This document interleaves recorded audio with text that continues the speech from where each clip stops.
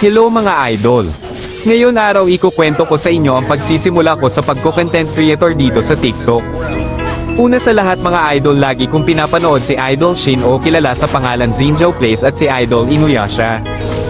Tapos naisip ko na magzilong na lang, kaya ako kasi ang tagal ko nang nagko-content ng mga highlights ko sa Fanny ay wala man lang nakakapansin sa akin. Pagkatapos nun mga idol, gumawa ako ng pangalan ko na bago na Yunjao, ang kaso marami na pala yung gumagamit sa pangalang Yunjao kaya nilagyan ko ito sa dulo ng place.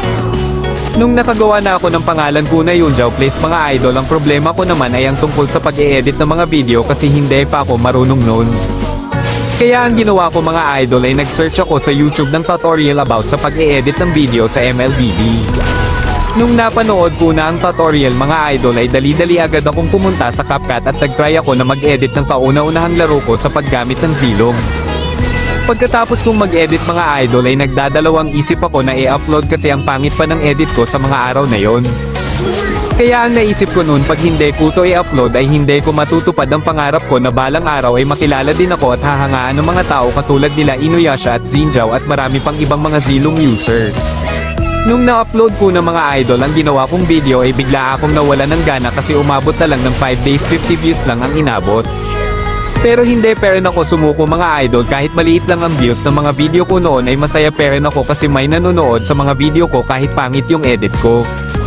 Kaya nag-isip ako ulit ng paraan at ito yung makikipag 1v1 sa zilong. Kapag may dumaan sa FYP ko noon na video about sa 1v1 zilong ay nagko-comment ako ng pasubak naman, kahit hindi ako malakas ay naghahamon pa rin ako hahaha.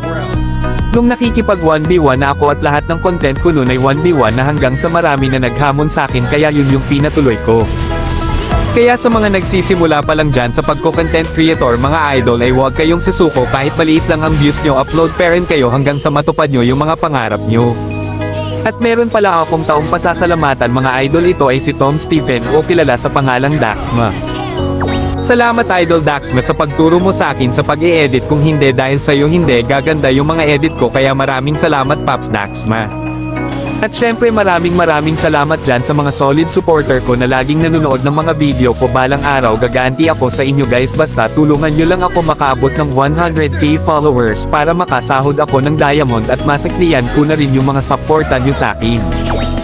At yun lang guys ang kwento ni Yunjao. Please palike and share na din mga idol, salamat.